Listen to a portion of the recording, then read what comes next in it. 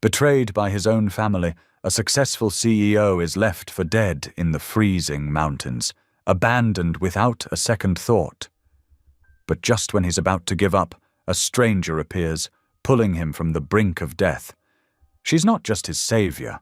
She's a woman with a past darker than his own, running from the same kind of betrayal. As they begin to uncover each other's secrets, the line between saving each other and destroying everything blurs. What happens when the one person you need to trust carries the same scars you do? Can love heal the wounds of betrayal, or will it tear them apart once and for all? Tell me in the comments where you're watching from right now, and if this story speaks to you, make sure you hit subscribe so you don't miss the next one. The dining room of the mountain lodge crackled with tension as Asher Hayes sat at the long mahogany table, his fingers tightening around the stem of his wine glass. Outside, snow fell in thick flurries against the floor-to-ceiling windows, creating an eerie backdrop to what should have been a pleasant family dinner. The flames from the stone fireplace cast dancing shadows across the faces of his father, mother, and younger brother, but their usual warmth felt hollow tonight. "The papers are already signed," his father, Richard Hayes, announced with a calculated smile that didn't reach his eyes. "The merger is complete." Asher's fork clattered against his barely touched plate of grilled salmon. "What merger?" His voice came out steadier than he felt, years of boardroom negotiations helping him maintain his composure. His mother dabbed her lips with a white linen napkin, her diamond rings catching the firelight. "Darling, it's all for the best. The Hayes Group needed this restructuring." "Restructuring?" Asher pushed his chair back, the legs scraping against the hardwood floor. "I'm the chief executive officer. Any restructuring would have gone through me first." His younger brother, Marcus, let out a dry laugh. "That's the thing, big brother. You're not CEO anymore. The board voted this morning. Unanimous decision." The betrayal hit Asher like a physical blow. He stood up, bracing his hands against the table. "This is impossible. I hold controlling shares."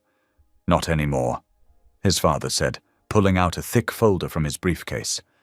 "Remember those investment documents you signed last month? The ones for the new Asian expansion?"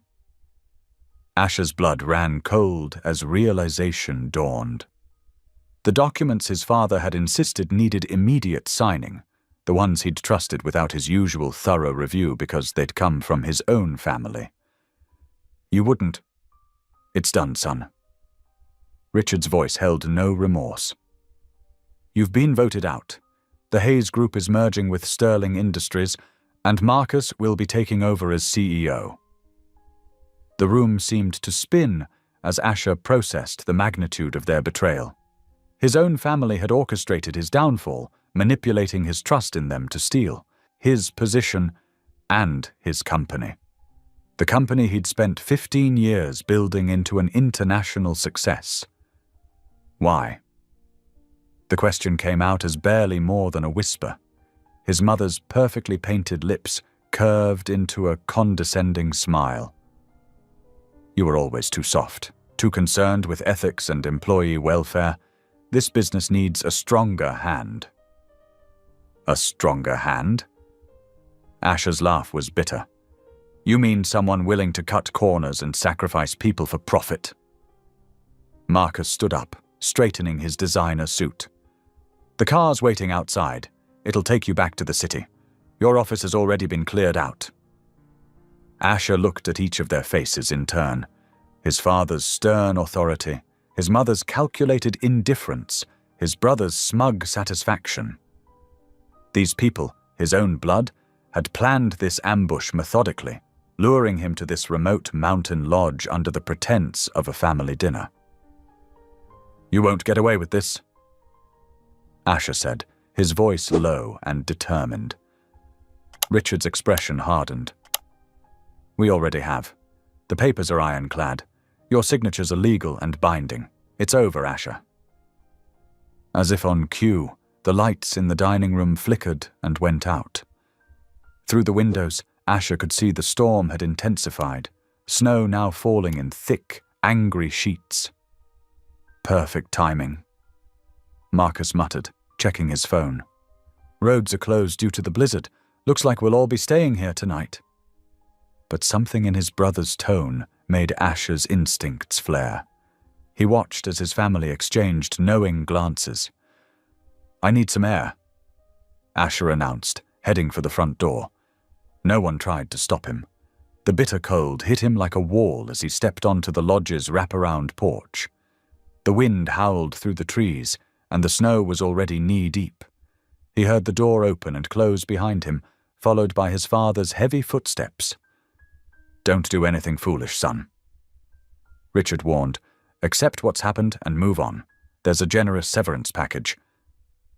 Asher turned to face his father, but the older man was already retreating inside. Through the window, he saw his family gathering their coats and bags. Confusion turned to horror as he watched them heading toward the garage where the lodge's snow vehicles were kept. He rushed back to the door, only to find it locked. Through the glass, he saw Marcus wave mockingly before disappearing down the hallway. Asher pounded on the door, the reality of their plan becoming crystal clear. They weren't just taking his company, they were leaving him stranded. The sound of engines roaring to life spurred him into action.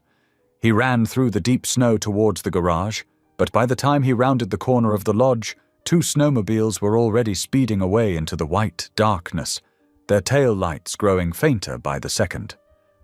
Asher stood there, the wind whipping at his inadequate dinner clothes, his dress shoes filling with snow. The full weight of his situation crashed over him. He was alone on a remote mountain, in the middle of a blizzard, with no transportation, no phone, and no supplies. His own family had orchestrated not just his professional downfall, but had literally abandoned him to the elements. He fought down the panic rising in his chest, forcing himself to think logically. The lodge would have emergency supplies if he could find a way back inside. But as he made his way back to the main entrance, testing every door and window, he found them all securely locked. Even the hidden key his father usually kept under a fake rock was gone. The wind cut through his thin dress shirt like knives, and his fingers were already going numb. Asher huddled under the slight protection of the porch, his mind racing. The nearest town was 15 miles down the mountain. In good weather, it would be a challenging hike. In this blizzard, it could be deadly. But staying here, exposed to the elements, would definitely be fatal. Taking a deep breath of the frigid air, Asher oriented himself toward where he knew the main road should be. He had to try. Each step was a battle against the wind and deep snow, his dress shoes offering no protection against the cold. As he pushed forward into the howling white darkness, Asher's thoughts weren't on the betrayal or the loss of his company. Instead, a steely determination took hold. If he survived this, he would find a way to expose their treachery. His family had underestimated him. They thought their perfectly orchestrated plan would break him. But with each painful step through the snow, his resolve only grew stronger. The cold bit deeper, and his wet clothes clung to his body like ice. Still, Asher pressed on, using the trees for support when he could, fighting against the disorientation of the swirling snow. His family's betrayal had left him with nothing, but they'd forgotten one crucial thing. He'd built his company from nothing once before. He could do it again, if he survived this night. The wind howled louder, drowning out even his labored breathing. Asher couldn't feel his feet anymore, and his movements were becoming sluggish. But he forced himself to keep moving, one excruciating step at a time. The darkness seemed to close in around him, broken only by the occasional glimpse of moonlight through the storm clouds. His father's words echoed in his mind. "You were always too soft." They'd seen his integrity as weakness, his ethical standards as a liability. Now they'd tried to eliminate that liability entirely, leaving him to the mercy of the mountain. But with each step, despite the cold that seemed to reach his very bones, Asher proved them wrong. He wasn't soft, he was surviving.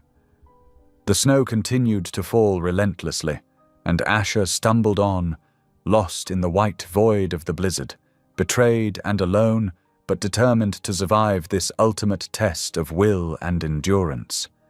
The frigid mountain air tore through Asher's soaked clothing as he stumbled forward, each step becoming heavier than the last.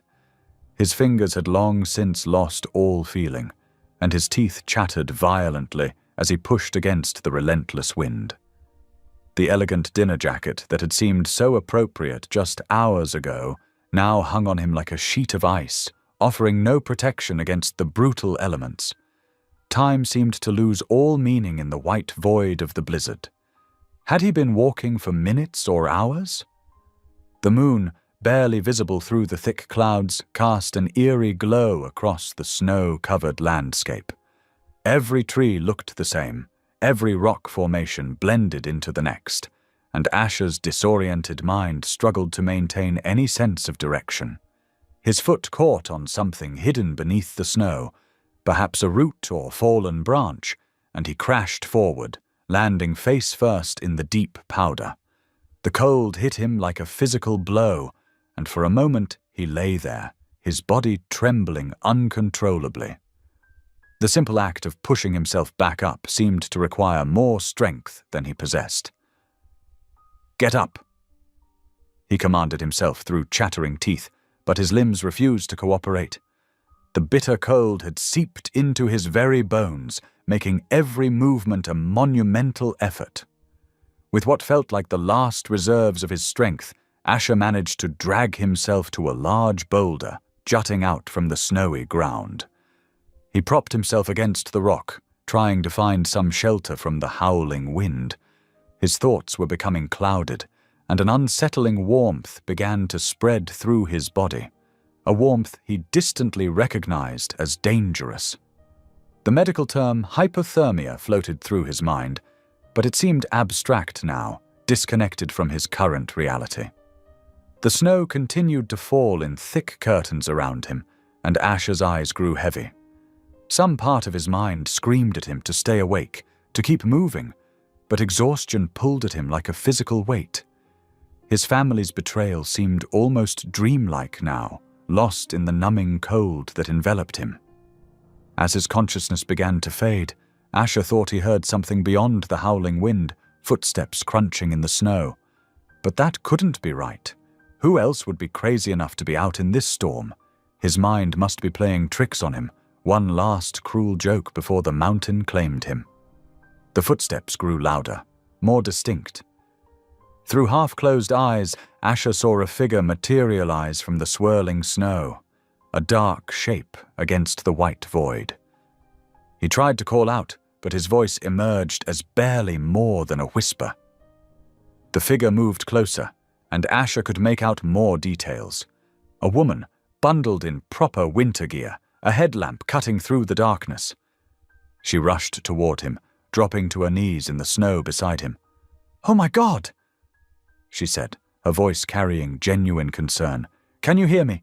Stay with me." Asher tried to respond, but his lips wouldn't form the words.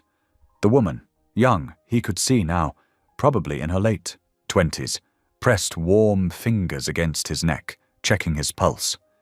"My name is Scarlett," she said clearly, her face close to his. "I'm going to help you, but you need to stay awake. Can you do that for me?" He managed a slight nod, though even that small movement seemed to require immense effort. Scarlett quickly shed her outer layer, a thick winter coat, and wrapped it around his shoulders. The sudden warmth was shocking against his frozen skin. "I have a shelter not far from here," she said, her voice steady and determined. "Can you stand if I help you?" When Asher didn't respond, she didn't wait for an answer. Instead, she positioned herself under his arm, using all her strength to lift him to his feet. He tried to help, to bear some of his own weight, but his legs felt like they were made of lead. "That's it," Scarlett encouraged, even as she struggled under his weight. One step at a time. We're going to make it. The journey was a blur of pain and cold, punctuated by Scarlett's constant stream of encouragement. She never let go of him, even when he stumbled, even when his feet refused to move forward. Through the storm, she guided them, her headlamp cutting a path through the darkness. After what seemed like an eternity, a shape emerged from the whiteout conditions, a small cabin barely visible through the falling snow. Scarlett's pace quickened, and she practically dragged Asher the final few yards to the door. The interior of the cabin was basic, but blessedly warm. A small wood stove glowed in one corner, and Scarlett immediately steered Asher toward it. She helped him onto a chair before rushing to grab blankets from a nearby bed. "We need to get you out of these wet clothes," she said, her tone professional and focused. "You're in severe hypothermia. Can you move your fingers?" Asher tried, but his hands felt like foreign objects attached to his arms. Scarlett quickly but gently helped him remove his frozen jacket and shirt, replacing them with dry, warm layers from her own supplies. She wrapped him in multiple blankets, working efficiently to raise his core temperature. "Some stranger on a mountain," Asher managed to stammer through chattering teeth. Why are you helping me?" Scarlett paused in her work, meeting his eyes with a gentle but determined gaze. "Because you needed help," she said simply. "And because I know what it's like to be alone in the cold." She moved to the wood stove, adding more logs to build up the heat. The warm glow illuminated her face, revealing a quiet strength in her features. She worked silently for a few moments, preparing something in a pot on the stove. "Here," she said, returning with a steaming mug. "Careful, it's hot. Small sips." The warm liquid, some kind of herbal tea, seemed to thaw Asher from the inside out. Gradually, sensation returned to his extremities, bringing with it the painful pins and needles of returning circulation. But with the physical recovery came the crushing weight of everything that had happened: his family's betrayal, their attempt on his life, the complete destruction of everything he'd built. Scarlett seemed to sense his distress. She pulled up another chair beside him, close enough to offer support, but giving him space to process. "You don't have to tell me what happened," she said softly. "But I'm here if you want to talk." Through the window, the blizzard continued to rage, but inside the cabin, a fragile sense of safety had taken hold. Asher looked at his unlikely savior, this stranger who had risked her own life to save his, and felt a profound gratitude that went beyond words. As the night deepened, Scarlett maintained her vigilant watch, checking his temperature, ensuring he stayed warm, and keeping the fire burning bright. She moved with the quiet efficiency of someone used to handling crises, her presence both competent and comforting. The first rays of morning sunlight filtered through the cabin's frost-covered windows, casting a soft glow across Asher's face. His eyes fluttered open, confusion settling in as he took in the unfamiliar surroundings. The rough wooden walls, the crackling wood stove, and the simple furnishings were a far cry from his usual luxurious surroundings. His body ached, each movement sending sharp pains through his muscles. "You're awake," a gentle voice said from somewhere to his left. "How are you feeling?" Asher turned his head slowly, wincing at the stiffness in his neck. Scarlett sat in a worn armchair, a steaming mug in her hands. In the daylight, he could see her more clearly. She was younger than he'd initially thought, probably in her late 20s, with dark hair pulled back in a practical braid and eyes that held both kindness and caution.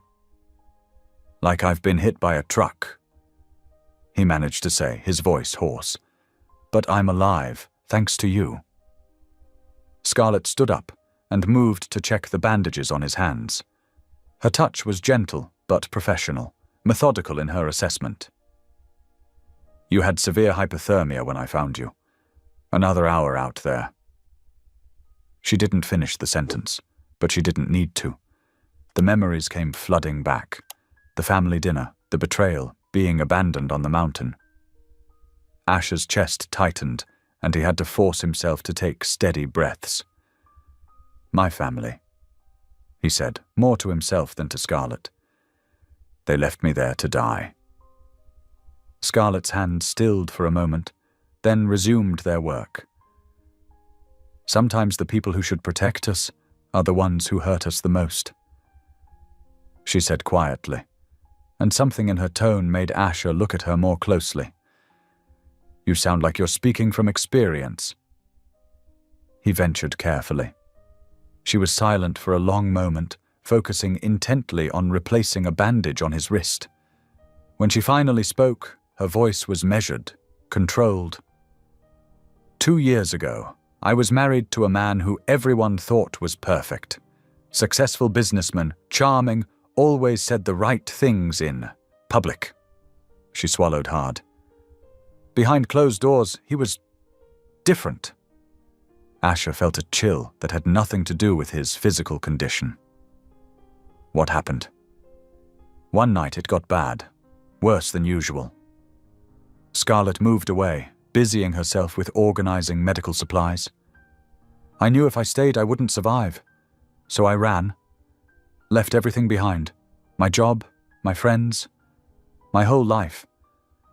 Been moving around ever since, staying off the grid." The weight of her confession hung in the air between them. Asher watched as she moved around the cabin, noting how she always seemed aware of the exits, how she positioned herself to keep both the door and windows in view.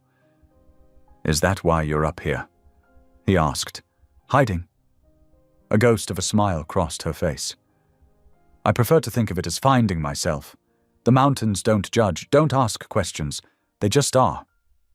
She paused, then added, "But yes, it's safer up here. For now." Asher tried to sit up, grimacing at the effort. Scarlett immediately moved to help him, adjusting pillows behind his back.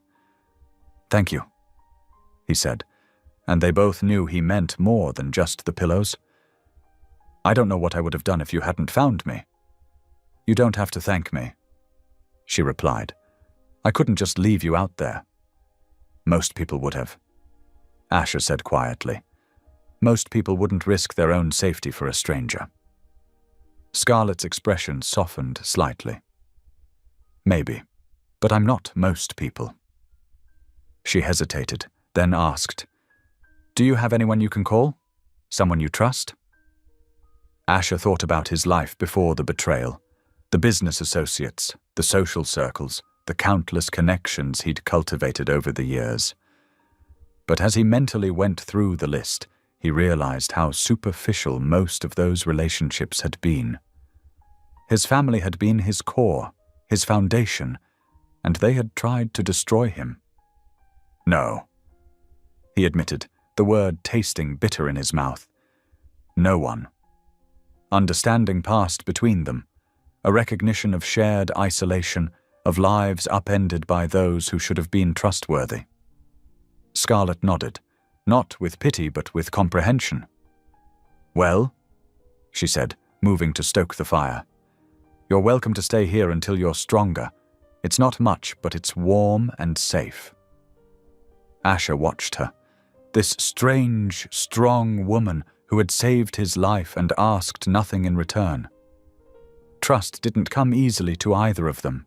He could see it in the way she carried herself, in the careful distance she maintained even while helping him. But there was something else, too, a tentative connection forming in their shared understanding of betrayal and survival. The mountain wind howled outside, rattling the cabin's windows.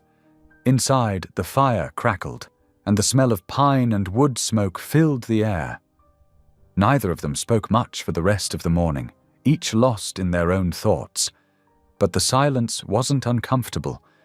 They were two souls adrift, brought together by circumstance and survival, each carrying their own wounds, but finding, perhaps, a moment of peace in their shared solitude. As the day wore on, Asher found himself studying Scarlett when she wasn't looking. She moved with purpose, every action deliberate and efficient. Her cabin, though small, was well organized, showing signs of someone used to being self-sufficient. There were books stacked neatly on shelves, practical supplies carefully stored, and a few simple decorations that suggested she'd been here for a while. He noticed how she would occasionally pause in her tasks to look out the windows, scanning the surrounding area with practiced vigilance. It was a habit born of necessity, he realized, the same kind of hyper-awareness he was beginning to develop after his family's betrayal. When she caught him watching, she didn't comment, just as he didn't comment when he noticed her checking the locks on the doors multiple times. They were both broken in their own ways, both learning to navigate a world that had proved far more dangerous than they'd once believed. The next few days fell into a gentle rhythm. Scarlett tended to Asher's injuries with careful hands and quiet determination, changing bandages and applying healing salves she'd made herself from mountain herbs. Through the fog of recovery, Asher began to notice the little things about her, how she hummed softly while preparing meals, the way sunlight caught her hair when she worked by the window, the slight tremor in her hands whenever unexpected noises startled her. "You're good at this," Asher commented one morning as she checked his wounds. "The healing, I mean." Scarlett's hands paused briefly. "I had to learn," she said softly. "When you can't go to hospitals, you figure things out pretty quick." Her words hung heavy in the air. Asher watched as she resumed her work, noting the shadows that crossed her face. "Will you tell me about it?" he asked gently. "About what happened to you?" She was quiet for so long that he thought she wouldn't answer. Then, still focused on rewrapping his bandages, she began to speak. "His name was Marcus," she said, her voice steady but distant. "We met at a charity fundraiser. He was charming, successful, everything I thought I wanted. The first 6 months were like a fairy tale." She tied off the bandage with practiced fingers. Then things changed. Slowly at first, little comments about my clothes, my friends, my job. He always made it sound like he was just looking out for me. Asher listened, his heart heavy as Scarlett continued. "It got worse. He started checking my phone, showing up at my workplace unannounced. If I was 5 minutes late getting home, there would be consequences. The physical stuff came later, but by then I was already trapped. He had isolated me from everyone I knew, controlled all our finances." "How did you get out?" Asher asked softly. Scarlett moved to the window, her silhouette stark against the morning light. "One night, he threw me down the stairs. I lay there, pretending to be more hurt than I was, and something just clicked. I realized I was going to die if I stayed. While he was at work the next day, I packed a bag with essentials and ran. Haven't stopped running since." The cabin fell silent, except for the crackling of the fire. Asher felt a deep admiration growing for this woman who had survived so much, and still found the strength to help others. "You're incredibly brave," he said finally. Scarlett turned back to him, a sad smile on her face. "Brave? No. Desperate, maybe. Survival isn't brave, it's instinct." Over the next few days, their conversations continued, pieces of their lives slowly emerging like fragments of a mosaic. Asher found himself sharing more about his own betrayal, the raw wound of his family's deception still fresh. "I built everything with them," he explained one evening as they sat by the fire. "Every decision, every success. It was always about family first. To realize it was all a lie?" He shook his head, the pain still sharp. "I don't even know who I am without that foundation." Scarlett listened, stirring the embers with a poker. "Maybe that's not such a bad thing," she said thoughtfully. "Getting to choose who you want to be, without anyone else's expectations." Her words struck a chord in Asher. He'd spent his entire life living up to his family's expectations, molding himself into the person they wanted him to be. Now, stripped of everything, he had the terrifying freedom to redefine himself. As days passed, Asher's strength returned gradually. He began to help around the cabin, though Scarlett was hesitant to let him do too much. They fell into comfortable routines, sharing meals, talking late into the night, each finding unexpected solace in the other's company. One morning, as sunshine streamed through the windows, Scarlett announced she needed to take a walk to gather more herbs. "Will you be okay alone for a while?" she asked, pulling on her coat. Asher nodded, settling into the chair by the window. "I'll be fine. Take your time." After she left, the cabin felt different, quieter, more contemplative. Asher watched the mountains through the window, their snow-capped peaks unchanged by the dramas playing out beneath them. For the first time since his family's betrayal, his mind began to clear enough to think about the future. He needed to rebuild, that much was certain. Not just his life, but his sense of self. His family had tried to destroy him, thinking him weak without their support. But here he was, surviving despite their best efforts. The betrayal still hurt, he suspected it always would, but something new was emerging from the ashes of his old life. Pulling out the small notebook Scarlett had given him, Asher began to write. Plans, ideas, possibilities. They flowed onto the paper. He would need to be careful, strategic. His family wouldn't expect him to survive, and that gave him an advantage. He could work in the shadows, gathering evidence of their wrongdoing, building a case against them.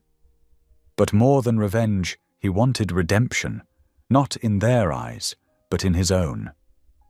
He wanted to create something meaningful, something that couldn't be corrupted by greed or betrayal. As he wrote, his thoughts kept returning to Scarlett, to her strength and resilience. She had rebuilt her life from nothing, found ways to help others even while protecting herself. Looking around the cabin, at the simple but purposeful way she had created a safe haven, Asher felt something shift inside him. His old life had been about power, success, and family legacy. But maybe there was another way to measure worth. Through kindness, through helping others, through being true to oneself despite the cost. He wrote until his hand cramped, filling pages with possibilities and plans. The sun moved across the sky, shadows lengthening on the cabin floor. In the distance, he could see Scarlett's figure moving through the trees, gathering her herbs with careful precision. His future was uncertain, but for the first time since that fateful dinner with his family, he felt something like hope stirring in his chest. The afternoon sun cast long shadows through the cabin windows as Asher stood up from his chair, testing his strengthening legs. His muscles still ached, but the sharp pain had subsided to a dull throb. He walked slowly around the small space, touching the rough-hewn walls, examining the simple furnishings that had become familiar over the past few days. Near the small bookshelf, his foot caught on a loose floorboard. Bending down carefully, he noticed a corner of paper peeking out from beneath. Curiosity got the better of him, and he gently pulled the board up, revealing a small collection of letters bundled together with twine. "I shouldn't," he muttered to himself, but his hands were already untying the bundle. The papers were worn, some tear-stained, others crumpled as if they'd been balled up in anger before being smoothed out again. The first letter made his blood run cold. He recognized the handwriting immediately, the sharp, aggressive strokes that belonged to his brother John. His eyes scanned the page, widening with each line. "My dearest Scarlett," the letter began, dripping with false sweetness that Asher knew all too well. "You can't hide forever. Everything you have, everything you are, belongs to me. Don't forget who made you."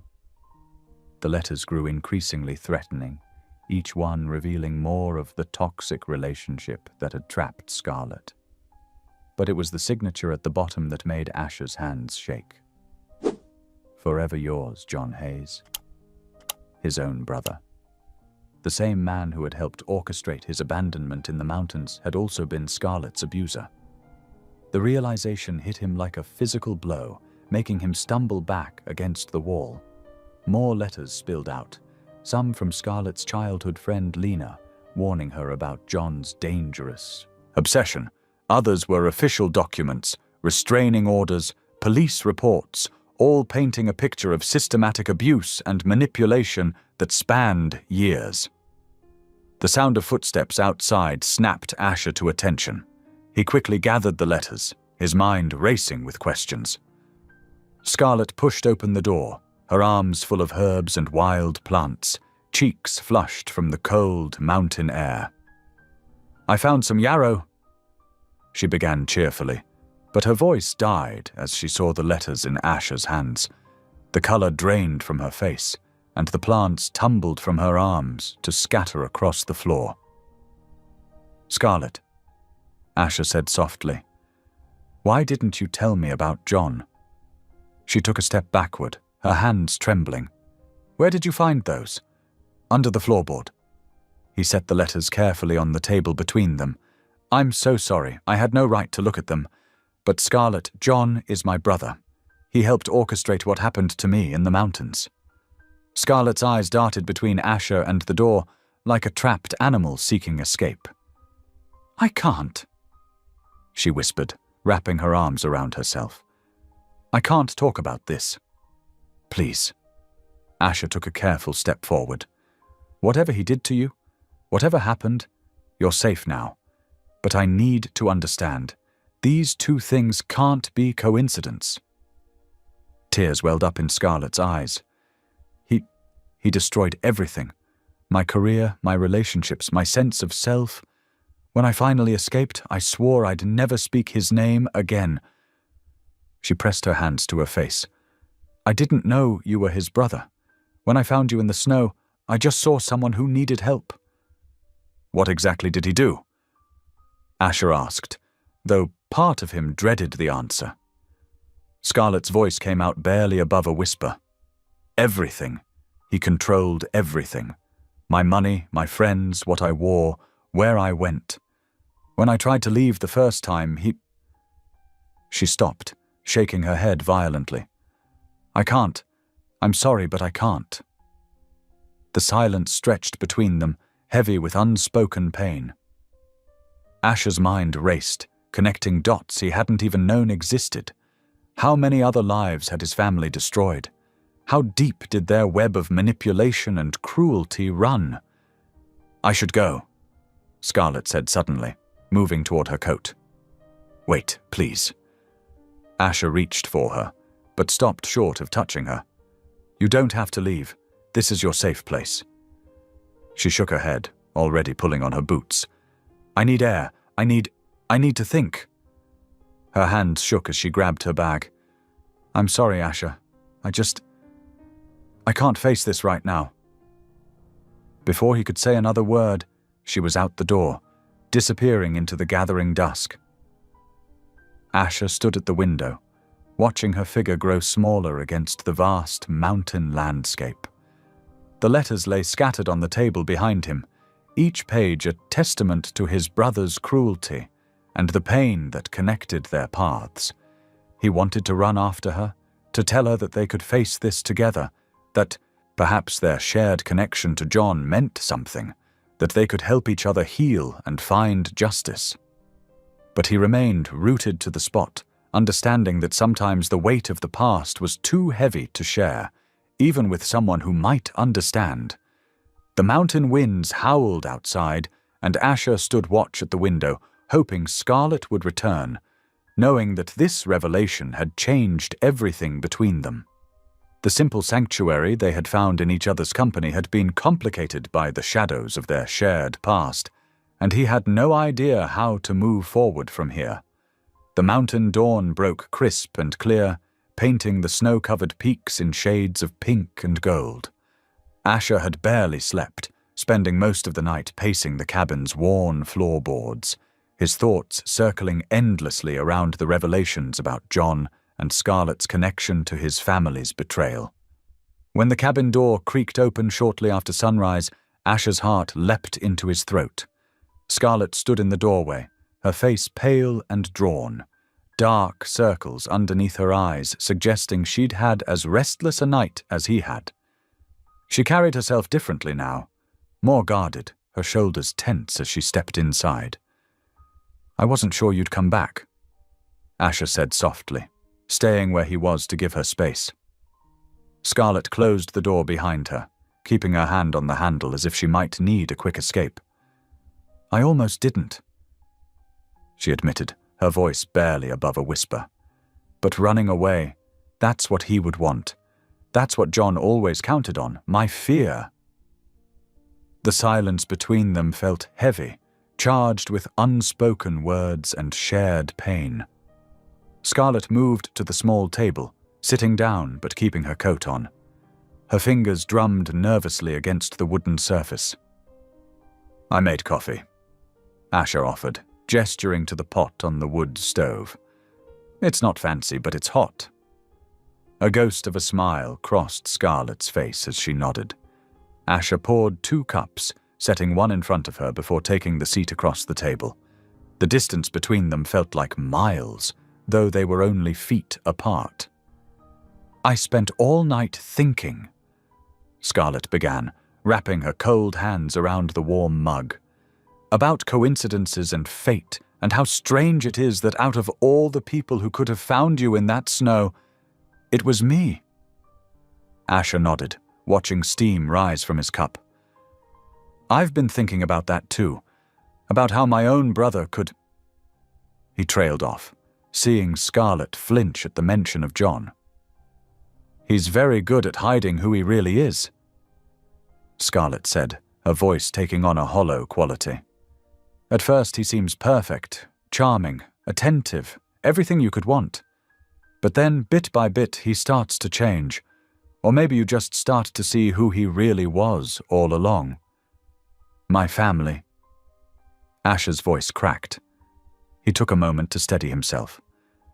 "They left me to die up there, my own flesh and blood. I keep trying to understand why, but nothing makes sense anymore." Scarlett's eyes met his, and for the first time since she'd returned, he saw a flash of the connection they'd shared before. "That's what betrayal does," she said softly. "It makes you question everything you thought you knew. Every memory becomes suspect. Every moment of happiness feels like it might have been a lie." "Yes," Asher breathed out, surprised by how perfectly she'd captured his feelings. "Exactly that."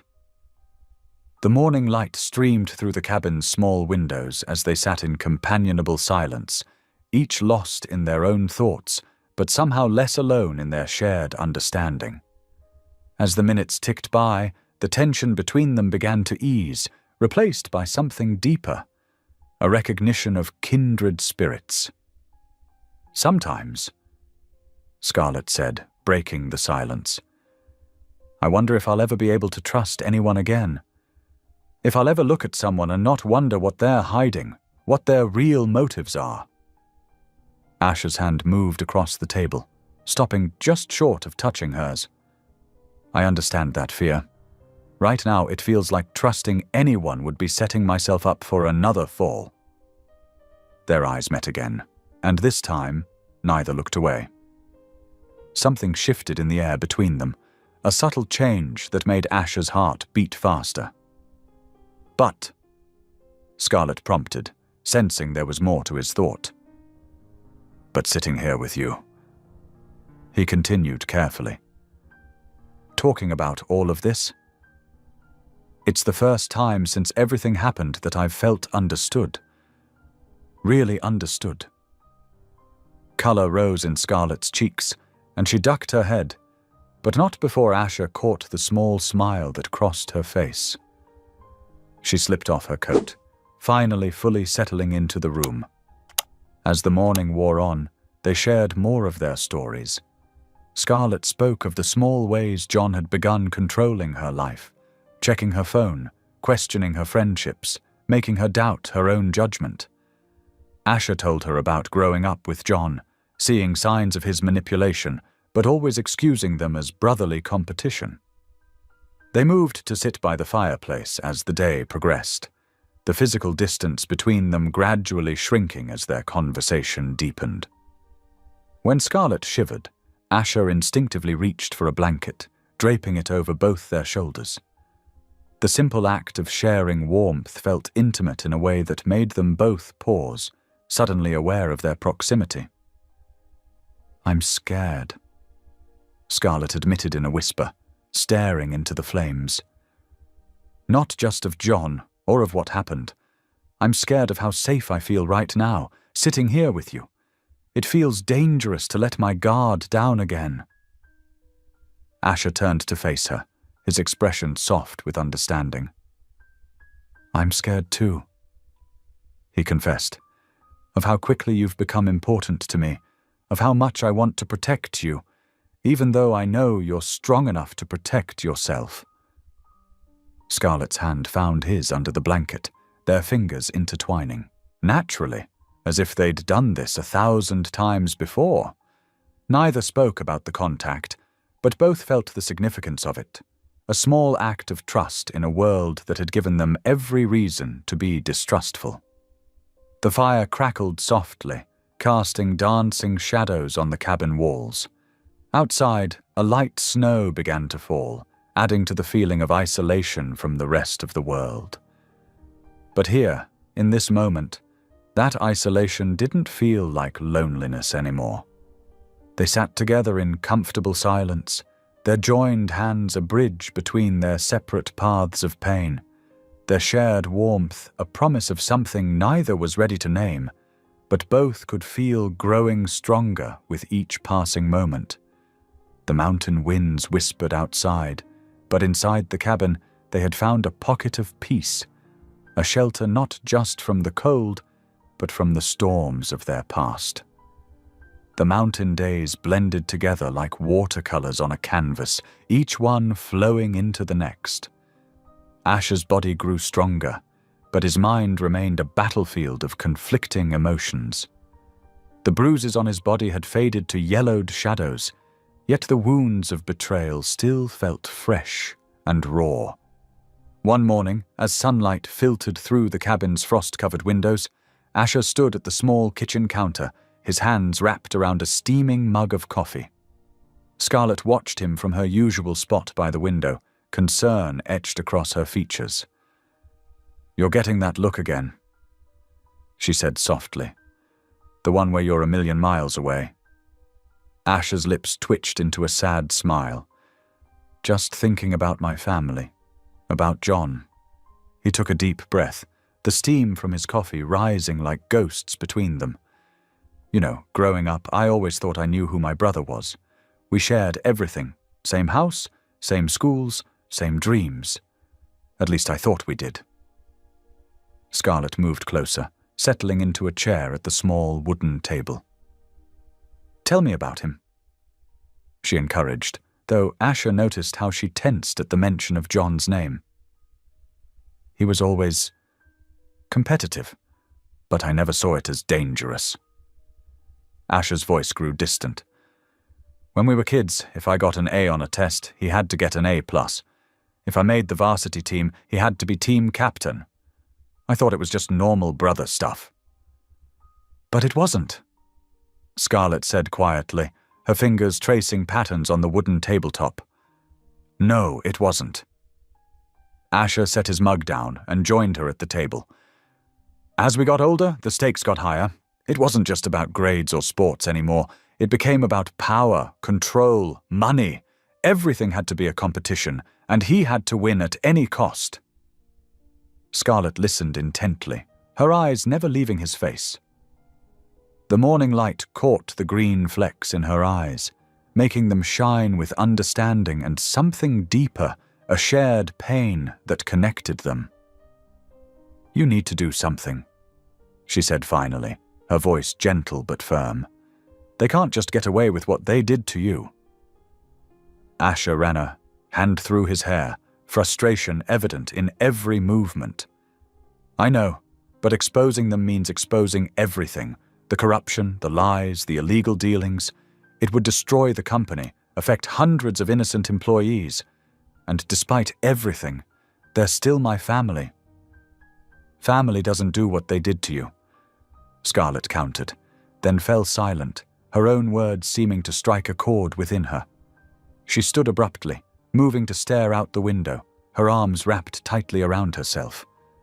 Asher watched her retreat into herself, recognizing the familiar signs of someone battling their own demons. Over the past days, he'd noticed how she would withdraw whenever the conversation turned too personal, how she would physically distance herself when emotions ran high. "Scarlett," he said softly, "you don't have to carry your past alone." She remained silent, her back to him, shoulders tense. The morning light caught the slight trembling of her hands. "I know what it's like to want to forget," he continued. "To think that if you don't talk about it, maybe it will just fade away. But it doesn't work like that, does it?" "No," she whispered, still not turning around. "It doesn't." The silence stretched between them, heavy with unspoken words and shared understanding. Outside, a bird called, its song echoing across the mountainside. "I have to go back," Asher said finally, the words feeling like stones in his mouth. "I have to face them, confront what they've done. I can't hide up here forever, pretending the world below doesn't exist." Scarlett turned then, her face a mask of carefully controlled emotion. "When? Soon. Tomorrow, maybe." He stood, fighting the urge to go to her, to bridge the physical gap between them that seemed to grow wider with each passing moment. "Come with me." The words hung in the air, unexpected even to him. Scarlett's eyes widened slightly, fear flickering across her face before she schooled her features back to neutrality. "I can't," she said, her voice barely above a whisper. "I'm not ready to face all of that. Not yet." Asher nodded, understanding but disappointed. The thought of leaving her behind made his chest ache in a way that had nothing to do with his physical injuries. Over these past days, she had become more than just his rescuer. She had become his confidant, his anchor in a world that had been turned upside down. "I'll come back," he promised, meaning it with every fiber of his being. "Once I've dealt with everything, I'll come back for you." Scarlett's smile was sad, tinged with something that looked like longing. "Don't make promises you might not be able to keep, Asher. The world down there, it's different from up here. Everything is more complicated." The truth of her words hung heavy between them. Up here, in their mountain sanctuary, they had found a kind of peace, a connection that felt pure and uncomplicated. But down in the city, reality waited with all its sharp edges and tangled relationships. Asher moved to the window, standing beside her but not touching. Together they watched as clouds rolled across the mountain peaks, casting shifting shadows on the valley below. The decision to leave felt both right and wrong, necessary but painful. His heart pulled him in two directions, toward justice and responsibility in the city, and toward the quiet understanding he'd found with Scarlett in these mountains. The day stretched on, each hour bringing him closer to his departure, each moment with Scarlett becoming more precious for its impending end. They moved through their usual routines, checking supplies, tending the fire, preparing meals. But everything felt weighted with unspoken goodbyes. As evening approached, casting long shadows across the cabin floor, Asher packed what few belongings he had. His mind was already racing with plans and strategies for confronting his family, but his heart remained anchored in this small cabin, with the woman who had saved more than just his life. As night descended upon the mountains, the cabin grew quiet except for the crackling of the fireplace. Asher sat at the small wooden table, his packed bag resting by the door, a reminder of tomorrow's journey. Scarlett moved around the cabin, tidying things that didn't need tidying, her nervous energy palpable in the confined space. "You don't have to leave first thing in the morning," she said suddenly, breaking the heavy silence. The weather report mentioned possible storms. Asher looked up from the maps he'd been studying. "The longer I wait, the harder it will be to leave." His voice was soft, honest. "And the more time my family has to cover their tracks." Scarlett nodded, understanding but clearly conflicted. She stopped her restless movements and leaned against the kitchen counter, her fingers gripping the worn wood. "I know you have to go, it's just—" She trailed off, unable to finish the thought. Standing up, Asher crossed the room to where she stood. The firelight cast dancing shadows on her face, highlighting the vulnerability in her eyes. "Just what?" "It's been nice," she whispered. "Not being alone." The admission hung between them, heavy with meaning. Asher felt his heart squeeze in his chest. Over these past days, something had grown between them, something neither had expected or planned for. In this small cabin, far from the world that had hurt them both, they'd found understanding, comfort, and maybe even something more. "I meant what I said," he told her, moving closer. "I will come back." Scarlett looked up at him, her eyes searching his face. "The world down there is different, Asher. Once you're back in your life, with your responsibilities, your company, this isn't just about responsibility anymore," he interrupted. "Yes, I need to confront my family. I need to understand why they betrayed me, why they tried to—" He couldn't finish the sentence, the pain still too fresh. "But that's not all. There is." Their eyes met, and something electric passed between them. The tension that had been building for days, perhaps since the moment she found him in the snow, reached a breaking point. Asher moved closer, slowly, giving her time to step away if she wanted to. She didn't. Instead, Scarlett tilted her face up to his, her breath catching slightly. Asher brought his hand up to cup her cheek, his thumb ghosting over her skin. The moment stretched, filled with possibility and fear and hope. Then, as if drawn by an invisible force, they came together. Their lips met in a kiss that started soft and tentative, but quickly deepened with all the emotion they'd been holding back. Scarlett's hands gripped his shirt, pulling him closer, while Asher's arms wrapped around her, holding her as if she might disappear. The kiss was everything. An acknowledgement of their connection, a release of their shared pain, a promise of something more. When they finally broke apart, both were breathing heavily, but neither moved away. "I've wanted to do that for days," Asher admitted, resting his forehead against hers. Scarlett gave a shaky laugh. "Me too." Then her expression grew serious. "But Asher, I meant what I said before. I can't go with you. I'm not ready to face everything. The past, the city, your brother." "I know," he said, though it pained him to accept it. "And I understand. You need time and space, and I respect that. But don't push me away completely. Don't pretend this isn't real." She stepped back slightly, though she kept her hands on his chest. "I'm not pretending. What I feel for you, it scares me. After everything that happened with John, I promised myself I wouldn't let anyone get close again. But here you are, and I can't seem to keep that promise." "I'm not him," Asher said firmly. "I would never hurt you the way he did." "I know that, in my head at least.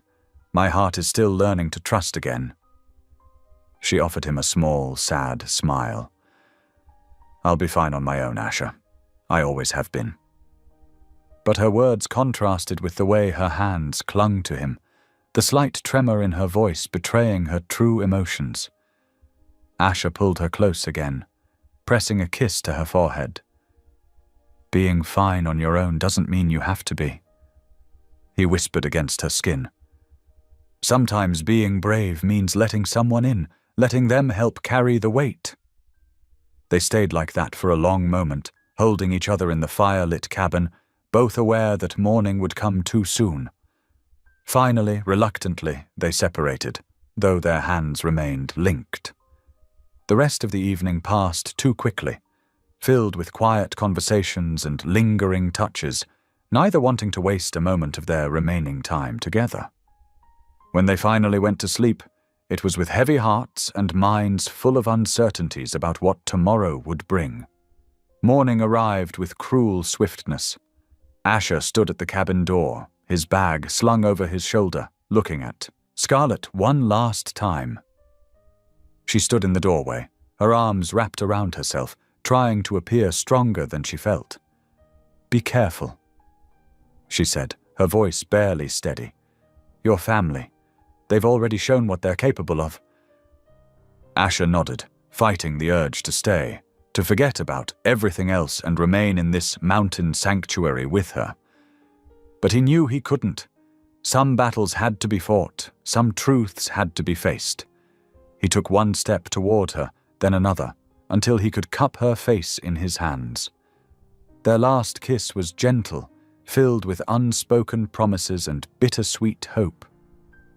When they parted, Scarlett's eyes were bright with unshed tears. "I'll come back," he promised again, meaning it with every fiber of his being. Then he turned and began walking down the mountain path, each step taking him further from the sanctuary they'd built together and closer to the confrontation that awaited him. At the bend in the trail, he stopped and looked back one last time. Scarlett still stood in the doorway, a solitary figure against the wooden cabin. The morning sun caught her hair, making it glow like a beacon. She raised her hand in a final farewell, and Asher's heart clenched in his chest. The future was uncertain, filled with challenges and confrontations he couldn't predict, but one thing he knew for sure: the woman watching him leave had changed everything. With that thought holding him steady, he turned and continued down the path, leaving his heart behind in a small cabin on a mountainside. The city skyline loomed before Asher as his taxi wound through the crowded streets. Everything looked exactly the same as when he'd left, yet somehow completely different. Digital billboards flashed advertisements, and people hurried along the sidewalks, absorbed in their own worlds. But something felt off. It wasn't until they passed a newsstand that Asher understood why.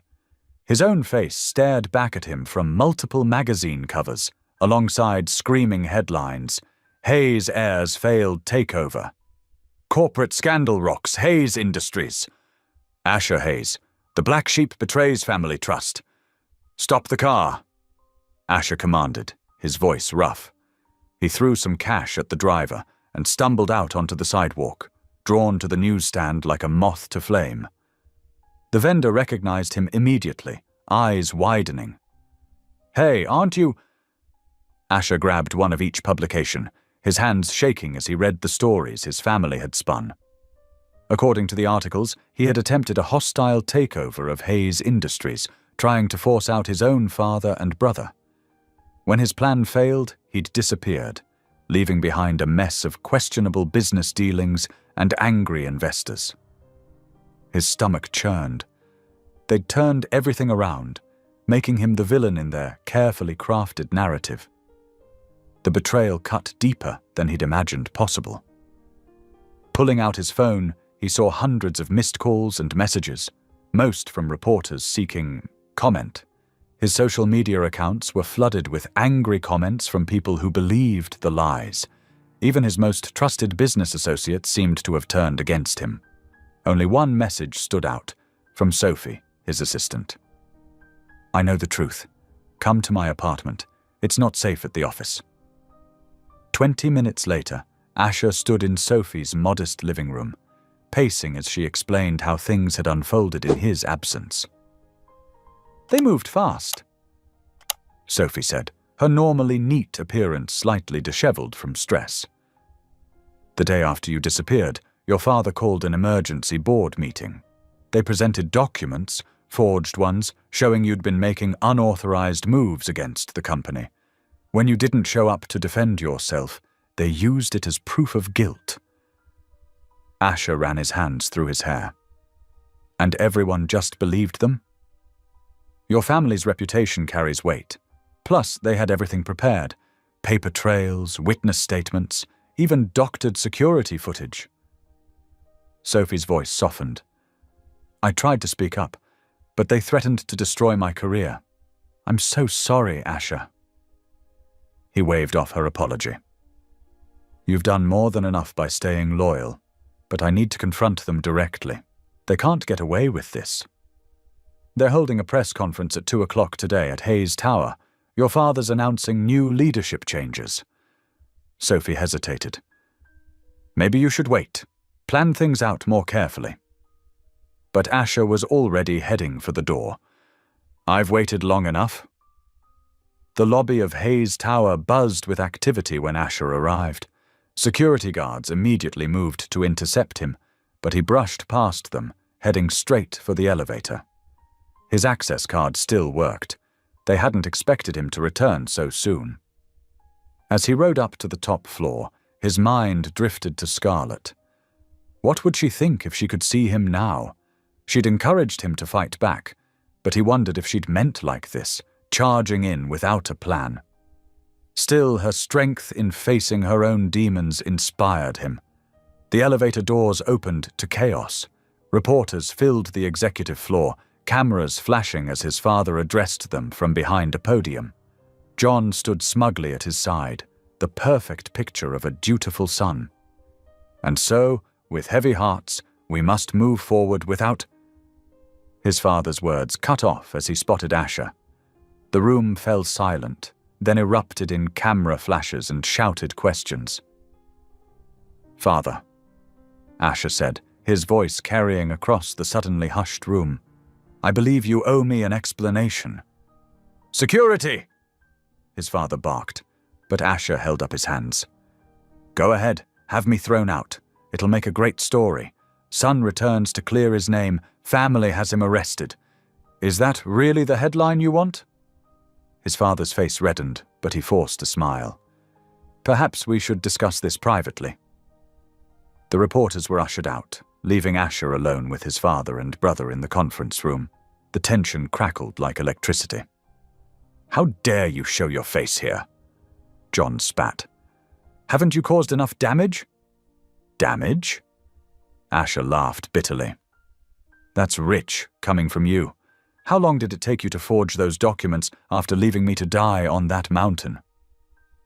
"You're delusional," his father said smoothly. "You disappeared after your failed takeover attempt.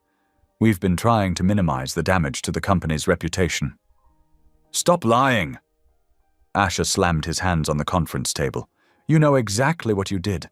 The dinner, the trap, everything. And John," he turned to his brother, "I know about what you did to Scarlett." John's face flickered with recognition before settling back into a mask of confusion. "I don't know what you're talking about." "She told me everything. And I'm going to make sure everyone else knows too. About her, about what you did to me, all of it." His father stepped forward, voice low and threatening. "Think carefully, son. You have no proof, no witnesses. It's your word against ours, and right now, your word isn't worth much. Walk away while you still can." The truth of those words hit Asher hard.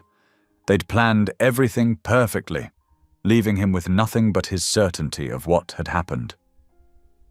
Back in the elevator, he felt more alone than he had on the mountain. But as he stepped out into the afternoon sun, something shifted inside him. He might be alone in the city, but he wasn't truly alone anymore. Somewhere in a mountain cabin, Scarlett was fighting her own battles.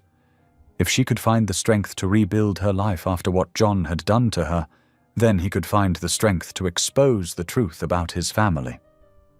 Pulling out his phone, he called Sophie. "I need everything you can find. Financial records, emails, security footage. They slipped up somewhere, and we're going to find it. He might have lost this battle, but the war was far from over. His family had taught him well, perhaps too well. They'd shown him exactly how ruthless business could be, and now he would use those lessons against them. Miles away, in her mountain sanctuary, Scarlett stood at the cabin window, watching the sun set and wondering if Asher was okay. She wrapped her arms around herself, fighting the urge to run after him, to help him face this fight. But she knew she wasn't ready. Not yet. All she could do was hope that he was strong enough to face his family alone. The crunch of footsteps on gravel echoed through the mountain stillness as Asher made his way back to the cabin. His shoulders slumped with exhaustion, each step heavier than the last. The familiar wooden structure came into view just as the sun began to set, painting the sky in shades of orange and purple.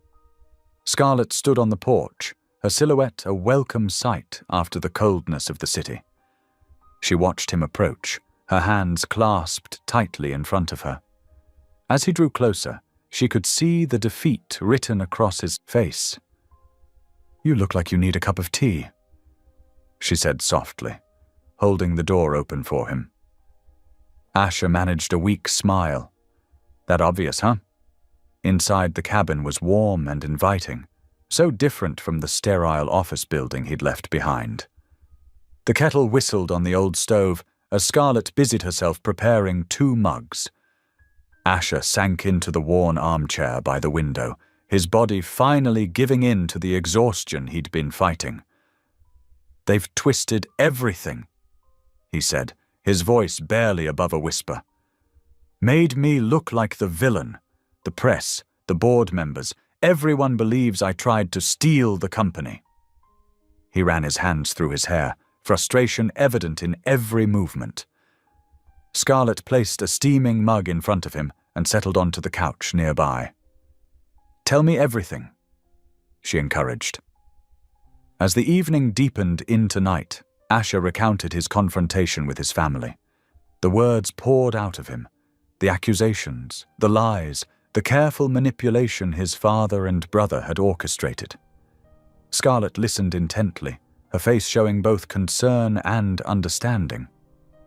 "The worst part," he continued, "is that they're not even trying to hide their smugness. They know they've won. They know I can't prove anything." Scarlett set her empty mug down with purpose. "They haven't won," she said firmly.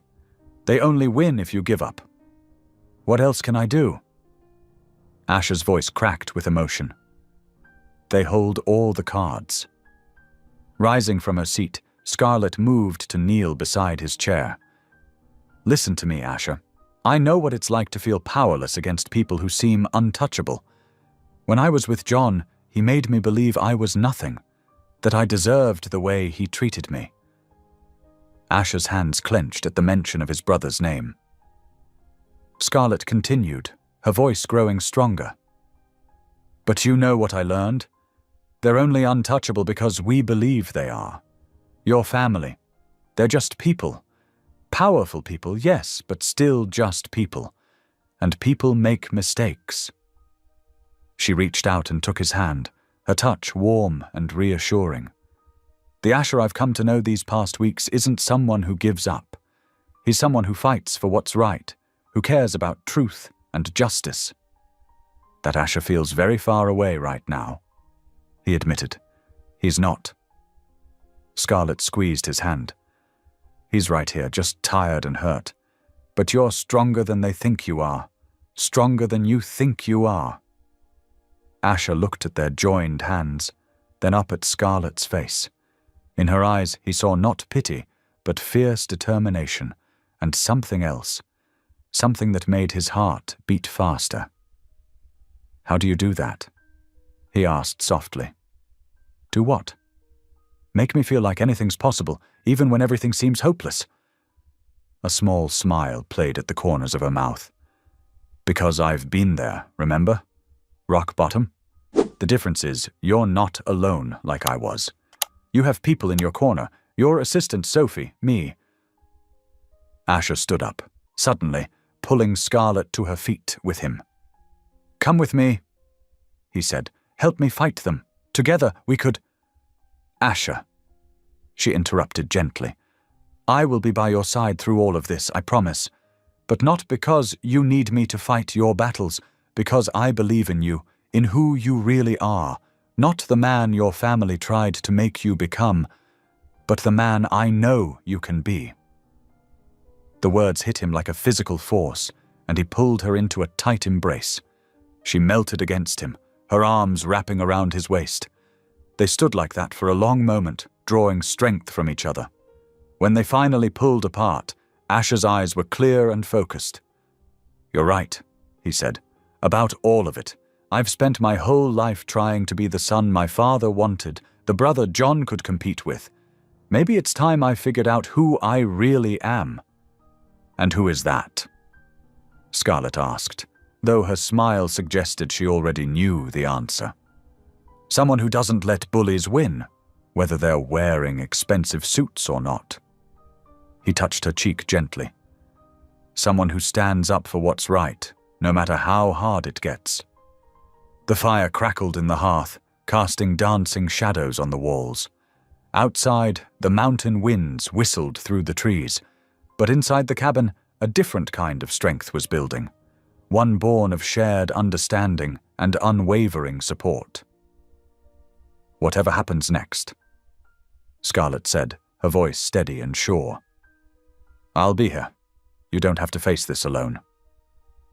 Asher nodded, feeling the weight of the day's events begin to lift. In this small cabin, far from the gleaming towers of his former life, he had found something his family had never given him: unconditional support and the freedom to be himself. Thank you, he whispered, the words feeling inadequate for everything she'd given him. Scarlett smiled, a real smile that reached her eyes. That's what friends are for. Friends, Asher repeated, though they both knew their connection had grown far beyond friendship. In the soft lamplight, with the mountain night settling around them, they stood together, two people who had found strength in their shared pain and hope in each other's courage. The early morning sun filtered through the cabin windows as Asher spread documents across the wooden table. His assistant Sophie had been invaluable, secretly sending him files and records that painted a disturbing picture of his family's dealings. Look at this, he said, pointing to a spreadsheet. Scarlett leaned over his shoulder, her presence steady and reassuring. These numbers don't add up. There are millions of dollars being funneled through shell companies. Scarlett studied the papers, her brow furrowed. And all of these companies trace back to your family?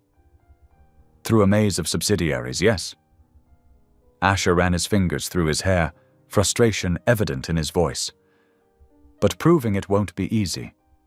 They've covered their tracks well. Over the next few hours, they worked methodically, piecing together evidence. Scarlett's attention to detail caught things Asher might have missed, and her questions helped him see connections he hadn't noticed before.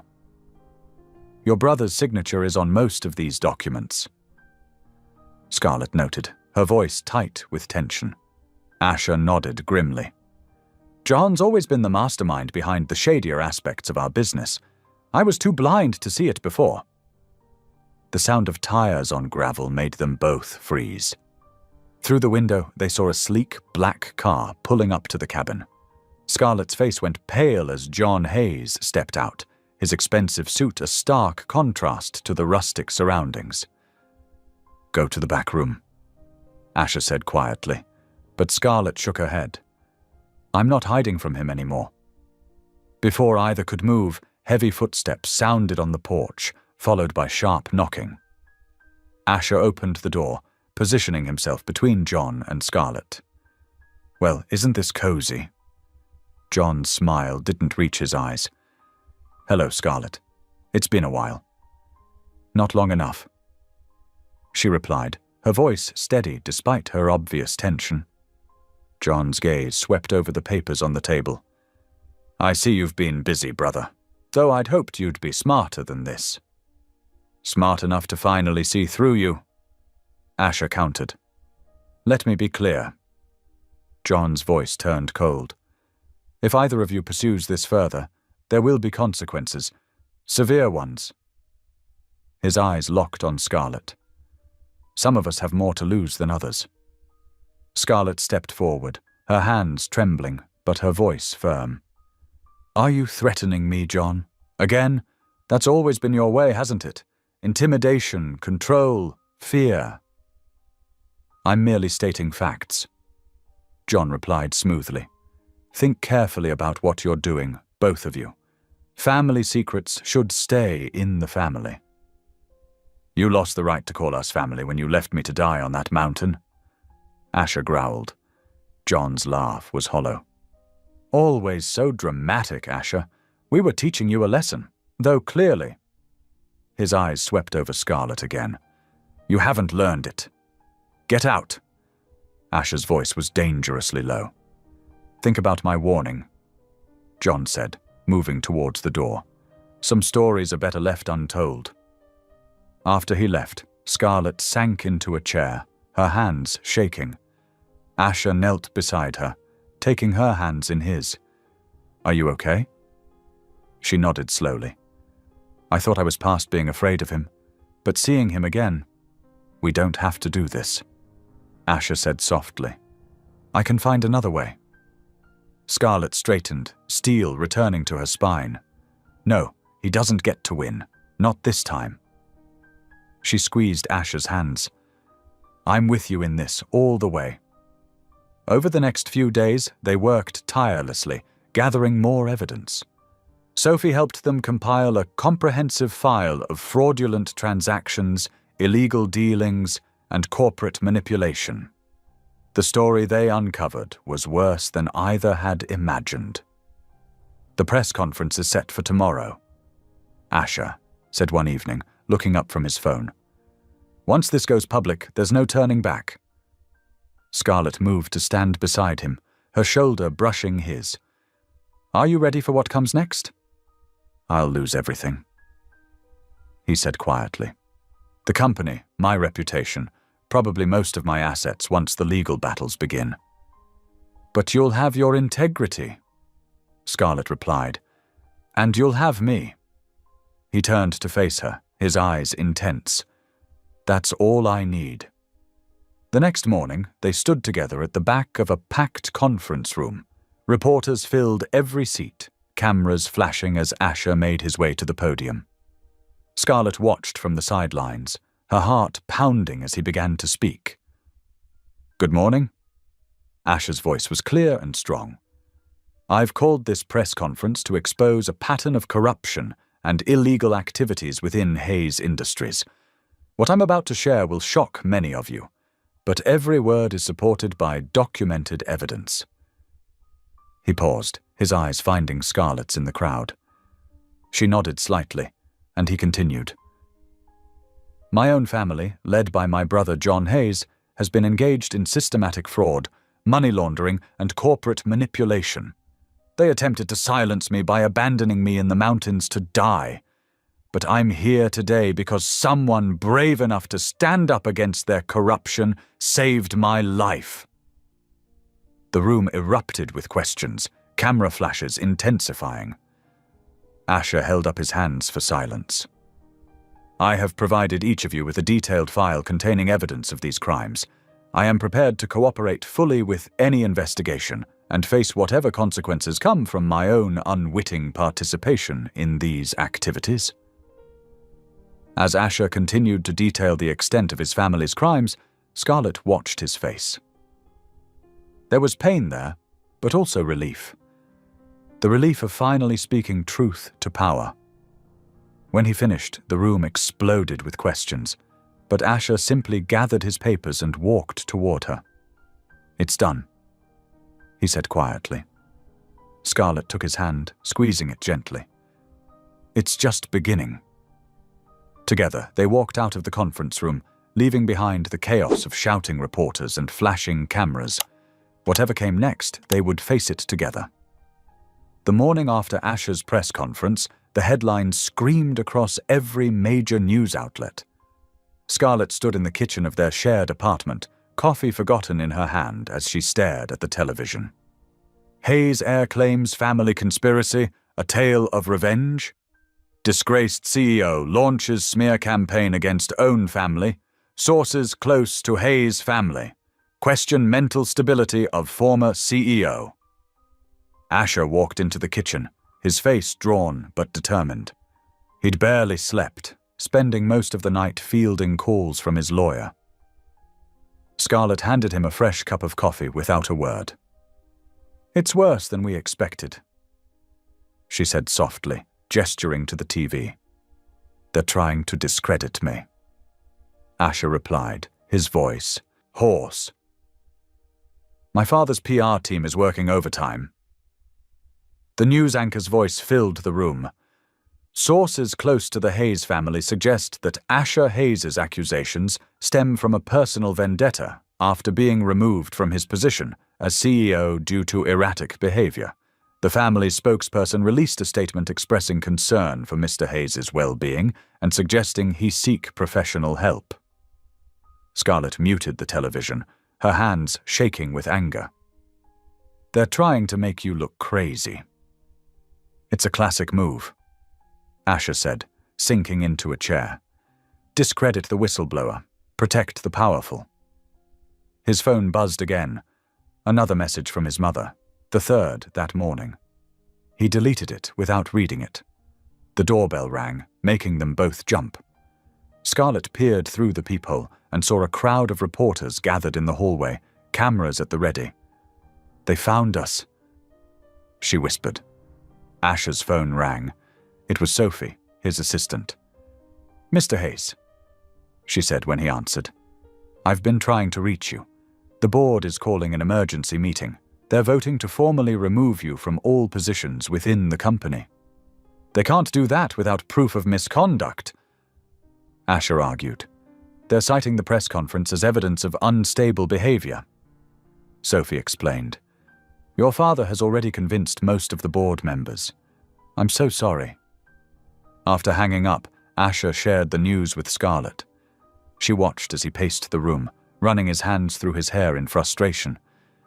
"We knew this would happen," she reminded him gently. "They're not going to go down without a fight." The reporters outside continued to call through the door, their voices muffled but persistent. Scarlett's phone lit up with a text from her childhood friend, Lena. "Are you okay? I just saw the news. Call me if you need anything." The day wore on, and the media storm intensified. Every hour brought new accusations, new theories, new attacks on Asher's character. His family released old photos of him at parties, suggesting he had a history of erratic behavior. Former employees were quoted out of context, painting him as unstable and vindictive. By evening, Asher sat on the couch, surrounded by papers, evidence they'd gathered, documents Sophie had helped them collect. Scarlett watched him from the kitchen as she prepared dinner, her heart aching at the sight of his slumped shoulders. "You should eat something," she said, bringing him a plate. "How can they just lie like this?" he asked, his voice thick with emotion. "They're trying to erase everything I've done for the company, everything I've built." Scarlett sat beside him, taking his hand. "They're scared," she said. "You've threatened their perfect facade, but we have the truth on our side." "The truth?" Asher laughed bitterly. "Look at what they're doing to the truth. They're twisting it, burying it under lies and accusations. Then we'll dig it back up." Scarlett said firmly, "We'll find a way to make people listen." They spent the next few hours developing a strategy. Sophie had secretly copied years of financial records before the family could destroy them. There were emails, transactions, proof of systematic fraud that couldn't be explained away. "We need to find someone who will listen," Scarlett said, spreading the documents across the coffee table. "Someone who can't be bought off or intimidated. I might know someone. Asher replied, reaching for his phone. An investigative journalist I met years ago. She's known for taking down corrupt corporations. My family tried to buy her silence once, but she refused. As night fell, they finally had the beginnings of a plan. The journalist, Diana Chen, had agreed to meet with them the next day. She'd been following the story and suspected there was more to it than the media was reporting. The reporters outside had finally left, leaving them in blessed silence. Scarlett and Asher sat on the balcony, looking out over the city lights. The weight of the day settled around them like a heavy blanket. "Are you scared?" Scarlett asked softly. Asher was quiet for a moment. "Not of them," he finally said. "I'm scared of failing, of letting them win, of letting down everyone who's counting on us to expose the truth." Scarlett turned to face him, her eyes fierce in the dim light. "Listen to me," she said. "You're not alone in this fight. We're stronger together than they could ever imagine. Your family, they only know how to tear things down. But you and me, we know how to build things up." Asher looked at her, really looked at her, and felt something shift inside him. The woman who had saved him on that mountain was still saving him, every day, in countless small ways. "I don't know what I did to deserve you," he said quietly. "You didn't have to do anything," she replied. "Sometimes the best things in life come when we're at our lowest point, when everything else has been stripped away, and all we have left is our truth and our courage." They sat in comfortable silence, their hands intertwined as the city hummed below them. Tomorrow would bring new challenges, new battles to fight. But in this moment, they had each other, and that was enough. The truth was their weapon, their shield, and their salvation. Together, they would find a way to make it heard above the noise of lies and accusations. Together, they would face whatever came next. The morning sun filtered through the blinds as Asher and Scarlett sat at his dining room table, surrounded by stacks of documents. Sophie, Asher's assistant, had just delivered another box of files she'd managed to retrieve from the company archives. "I think I found something," Scarlett said, her voice trembling with excitement. She held up a folder filled with transaction records. "Look at these dates. They match perfectly with the timeline of the fraudulent deals." Asher leaned over her shoulder, his eyes scanning the pages. The numbers told a story, one of systematic fraud and corruption that stretched back years. But what caught his attention was his brother John's signature on several suspicious wire transfers. "This is it," he breathed, his hands shaking as he spread the documents across the table. "These transfers, they're all connected to offshore accounts. And look at the amounts.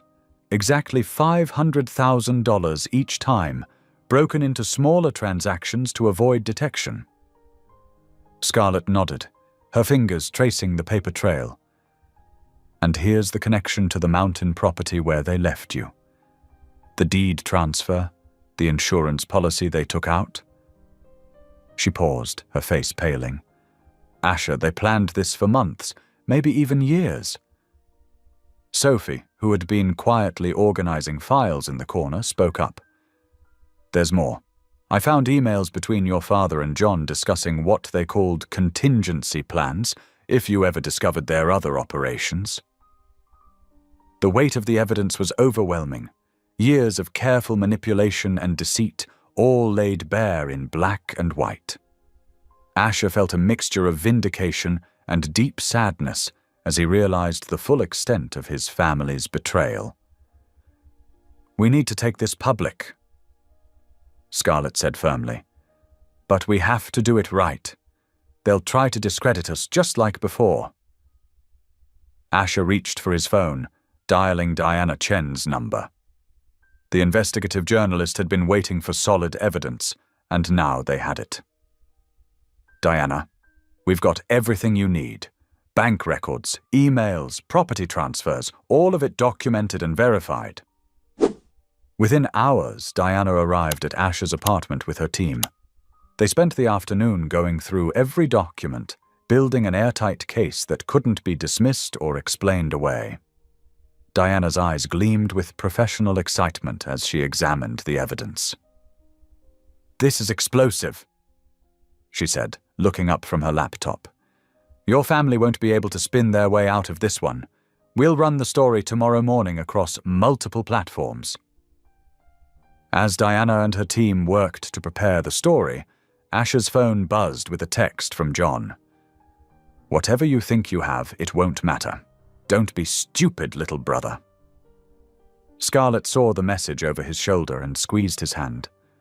"He's scared," she said softly. "They all are." The next morning, the story broke like a tsunami. Diana's article was comprehensive and damning, laying out years of systematic fraud, attempted murder, and corporate corruption. The evidence was irrefutable, supported by documents and testimonies from multiple sources. Within hours, the story was picked up by major news outlets. Asher's phone rang constantly. Reporters, former colleagues, even old friends who had distanced themselves after the scandal. But it was the call from the district attorney's office that changed everything. "Mr. Hayes," the prosecutor said, "we'd like to meet with you immediately. The evidence you've provided warrants a full investigation into your family's business practices." As Asher and Scarlett drove to the DA's office, they passed news vans parked outside the Hayes family corporate headquarters. Through the car window, they could see people streaming out of the building, carrying boxes of their belongings. "The board is calling for an emergency meeting," Sophie texted. "Your father and John are trying to damage control, but it's not working. The shareholders are demanding answers." In the DA's office, Asher and Scarlett spent hours going through their evidence. The prosecutors were particularly interested in the mountain property documents and the insurance policy that had been taken out just days before Asher's abandonment. "This wasn't just fraud," the lead prosecutor said, looking grim. "This was attempted murder. Your family left you to die on that mountain, Mr. Hayes, and we can prove it." As they left the building, reporters swarmed around them. Scarlett instinctively stepped closer to Asher, her presence steady and supporting. He faced the cameras, his voice clear and strong. "The truth is finally coming out," he said. "My family's crimes can no longer be hidden. I stand here today not for revenge, but for justice." Back at the apartment, they watched as the story continued to unfold on every news channel. The Hayes family empire was crumbling. Stock prices plummeted, board members resigned, and longtime business partners publicly distanced themselves. "They're trying to reach you," Sophie reported, forwarding messages from Asher's family. "Your father, John, they're desperate to talk."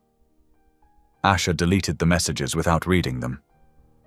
"They had their chance to talk," he said quietly. "Now they can talk to their lawyers." Scarlett wrapped her arms around him, understanding the mix of triumph and pain in his voice. "You did the right thing," she whispered. "You stood up for the truth." As evening fell, they received word that arrest warrants were being prepared. The DA's office was moving quickly, concerned that the family might try to flee the country. "It's really happening," Scarlett said, watching the news coverage. "They can't hide anymore." Asher nodded, his expression determined. "This is just the beginning. There will be trials, investigations, more evidence to uncover. But we're ready."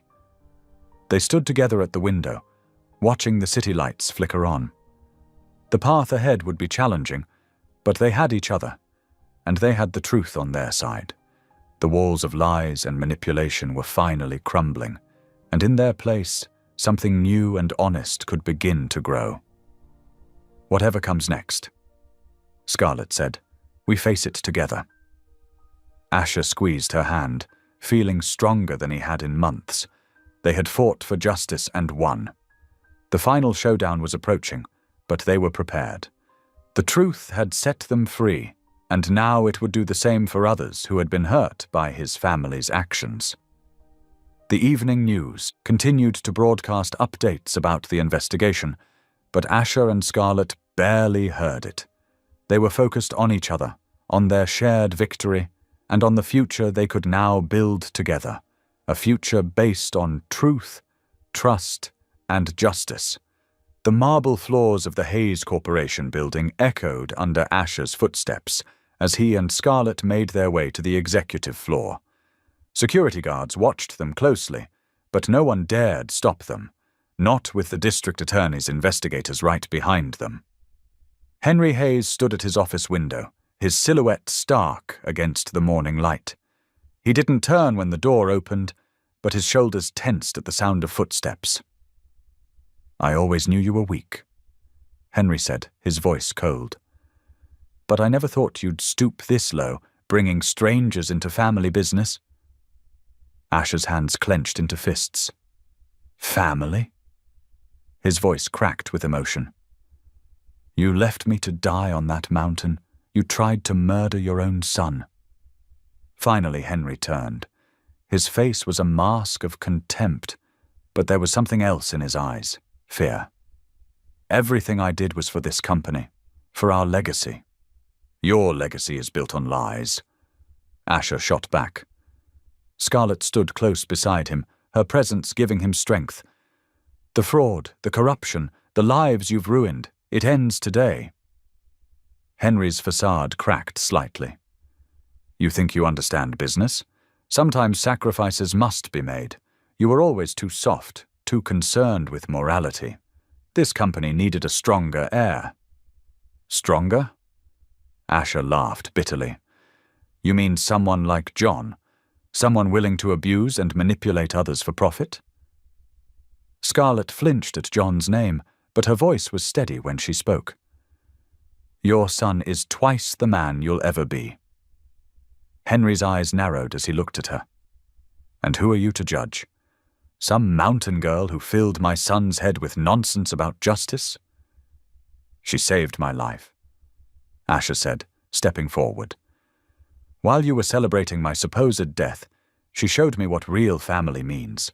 Loyalty, trust, love, things you never understood." The confrontation escalated as Henry's composure finally shattered. "You ungrateful child! Everything I built, everything I sacrificed, and you throw it away for what? Some misguided sense of righteousness?" "No," Asher said firmly.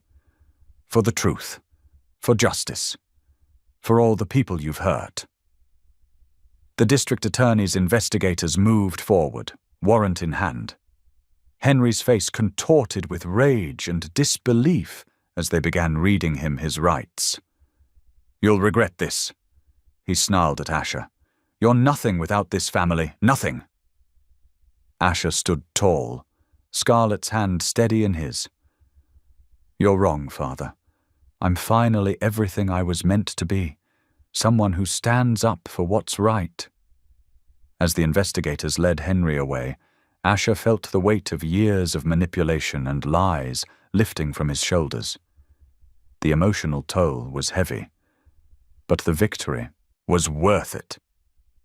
Scarlett squeezed his hand, understanding without words the complex mix of triumph and grief he was feeling. "It's over," she whispered. Asher nodded, watching as his father, the man who had controlled his life for so long, was escorted out of the building. The empire of lies was crumbling, but from its ashes something new could grow, something honest and true. They stood together in the now empty office, the morning sun streaming through the windows. Asher was emotionally drained, but he felt stronger than ever. With Scarlett beside him, he knew he could face whatever challenges lay ahead. The price of truth had been high, but standing there, victorious yet humbled, Asher knew it had been worth every moment. The road ahead would be difficult, but with love and honesty lighting the way, he was ready to walk it. In the days following Henry Hayes's arrest, the corporate offices buzzed with activity as Asher stepped into his new role. The morning light filtered through freshly cleaned windows, symbolizing the transparency he was bringing to the company. These documents need your signature, Sophie, his assistant, said, placing a stack of papers on his desk. They're for the new ethics compliance program. Asher smiled, remembering how Sophie had helped gather evidence against his father. Thank you. We're going to do things differently now. At home, Scarlett was making progress of her own. She'd started seeing a counselor, working through the trauma of her past. Each session left her stronger, more confident in herself and her choices. I never thought I could face it all, she told Asher one evening as they sat on their balcony, watching the sunset. But you showed me that confronting the truth, no matter how painful, sets you free. Asher took her hand, feeling the warmth of their connection. We heal together, he said softly. Every day, we get stronger. The company flourished under Asher's leadership. He implemented new policies focused on ethical business practices and employee welfare. The Hayes Corporation was becoming a symbol of positive change in the business world. As twilight settled over the city, Asher and Scarlett found peace in their shared quiet moments. They sat together, watching the stars emerge in the evening sky, their hearts full of gratitude for the love they'd found in each other. We made it, Scarlett whispered, leaning her head on his shoulder. Together, Asher replied, holding her close as they looked toward their future, knowing that whatever challenges lay ahead, they would face them as one. The setting sun painted the sky in brilliant shades of orange and pink as Asher and Scarlett stood on their balcony, their fingers intertwined. The city below hummed with evening activity, but up here they found their peace. Sometimes I still can't believe how far we've come, Scarlett said softly, her voice carrying the warmth of newfound confidence. The shadows of her past had begun to fade, replaced by the brightness of possibility. Asher squeezed her hand gently. From that mountain cabin to here, we've both grown so much. His eyes held a quiet strength, the kind that comes from facing one's demons and emerging stronger. The gentle breeze carried the scent of blooming jasmine from their balcony garden, another symbol of their fresh start. They had planted it together, watching it flourish just as their relationship had. You know, Scarlett turned to face him, her eyes reflecting the dying sunlight. I used to be afraid of the future. Now I look forward to it. Asher pulled her close, wrapping his arms around her. Whatever comes next, we'll face it together. His voice held the certainty of a promise kept. They stood there, embracing as the last rays of sun dipped below the horizon. Their journey had been marked by betrayal and pain, but it had led them to each other. In finding one another, they had found healing, trust, and a love that had transformed them both. As stars began to appear in the darkening sky, they held each other closer, ready to write the next chapter of their story together. Thank you for being here. If something in this story stayed with you, I'd love to see you again. Subscribe. And tomorrow, I'll bring you another story crafted with heart.